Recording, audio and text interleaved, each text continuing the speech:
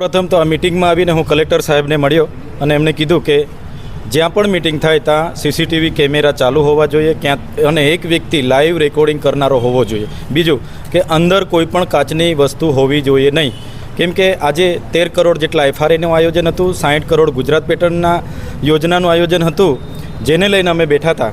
પણ આયોજનમાં કલેક્ટર સાહેબ અધ્યક્ષ હતા, એમને મેં રજૂઆત કરી છે.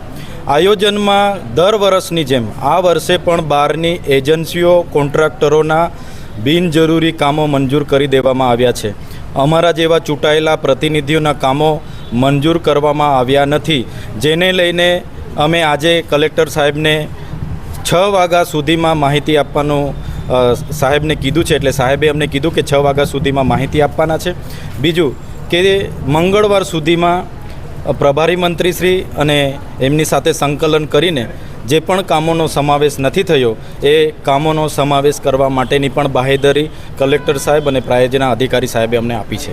હા, અમલીકરણ અધિકારીઓ જેઓ કામ પર ધ્યાન ન આપતા હોવાથી 2023-24, 24-25ની ગ્રાન્ટનું પણ આજે વણવપરાયેલી પડેલી છે.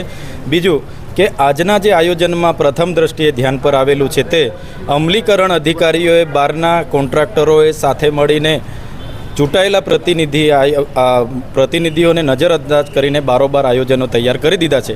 ગુજરાત પેટર્નનું આયોજન એ આદિવાસીઓના સર્વાંગી વિકાસ માટે ગુજરાત સરકાર આપતી હોય અને બિન આદિવાસી NGO કોન્ટ્રાક્ટરો આવું બારોબાર આયોજન કરી દેતા હોય એ અમે ક્યારેય ચલાવવાના નથી.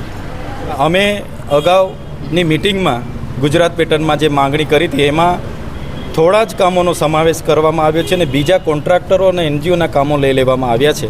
ત્યારે આવનારા દિવસોમાં જો કામોનો સમાવેશ નહીં કરવામાં આવશે તો અમારે જ્યાં પણ ધરણા પર બેસવું પડશે, મોરચો લઈને જવું પડશે, ત્યાં અમે જઈશું.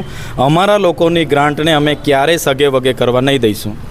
અગાઉ અમે આ જ પ્રકારની એક આયોજનની મિટિંગમાં લેટર મળીએથી બેઠા હતા અને ગયા હતા અને એ આયોજન દરમિયાન જે ઘટના ઘટી હતી અને અમે 80 દિવસ જેલવાસો ભોગવ્યો છે, ત્યારે આવી જ રીતના મિટિંગો હોય, દરેક સભ્ય દરેક પદાધિકારી પોતપોતાના કામોનો સમાવેશ બાબતે બોલાચાલી કે ઉગ્રતા વધતી હોય છે, ત્યારે જ્યાં પણ આ પ્રકારની મિટિંગ હોય ત્યાં CCTV કેમેરા ચાલુ હાલતમાં વિડીયો રેકોર્ડિંગ કરનાર માહિતી નિયામકના એક અધિકારી અને તમામ મીડિયાવાળાઓ ત્યાં હાજર રહે એ પ્રકારની મેં કલેક્ટર સાહેબને માંગ કરી હતી અને એમણે ત્યાં CCTV અને એક વિડીયો રેકોર્ડિંગ માટેના વ્યક્તિને ત્યાં મૂક્યા હતા.